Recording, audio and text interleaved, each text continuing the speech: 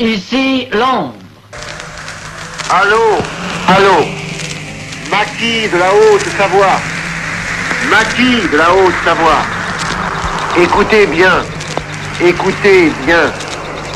l'heure de l'action a sonné. L'heure a sonné, par exemple, pour les réfractaires armés de la région savoyarde, de renforcer les maquis.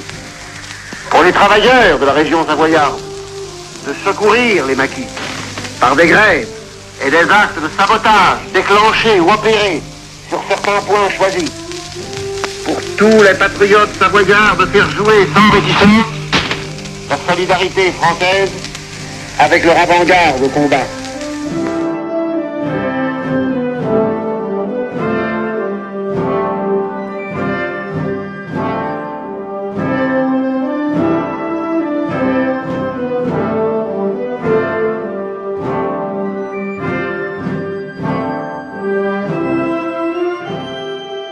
Après, il y a eu les Allemands, oui. Après les Italiens, oui. Le maquis a fait dérailler plusieurs trains, des locomotives, et il y avait une locomotive qui était dans le fossé, à la hauteur de la fruitière de Thiers. Alors, étant commencé à être pourchassé, il fallait bien se défendre. À ce moment-là, vous changez du tout au tout. De poursuivi, vous commencez à montrer les dents. C'est normal. On n'avait qu'une seule chose, c'était d'essayer de sauver notre peau, c'est le cas de le dire.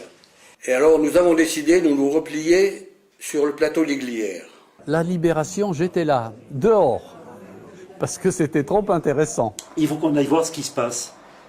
Il y a des bruits qui avaient couru qu'il y avait des combats à Cluse. Mon oncle est venu nous trouver le 17 août au soir. Donc je l'ai vraiment vécu puisque je me suis trouvé dedans avec l'histoire de la Croix-Rouge. Des rafales, oh nom de Dieu. Puis on entendait bien, tu vois, en face, il y avait Cluse en face. Ta. Mais tu n'avais pas comme si tu étais à côté. On dit, qu'est-ce qui se passe? L'unité de Saint-Sixte, du maquis de Saint-Sixte, devait se positionner derrière l'école horlogère. Il y avait un calme et puis un silence partout qui est impressionnant. Heureusement, l'après-midi, c'est arrivé Hélène Puteaux en moto, qui, voyant qu'on avait coupé un arbre au milieu de la route, elle nous a dit enlevez tout de suite cet arbre-là parce que où il trouve un truc pour les gêner, il brûle toutes les maisons autour. J'ai eu très peur. On entendait les coups de fusil. J'étais vraiment pas rassurée. Ils avaient très peur du maquis.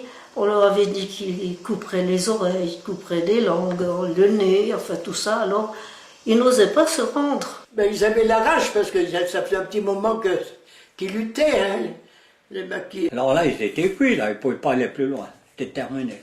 Il y a une chose que les gens ne peuvent pas bien comprendre, c'est qu'on était dans un contexte, c'était la guerre.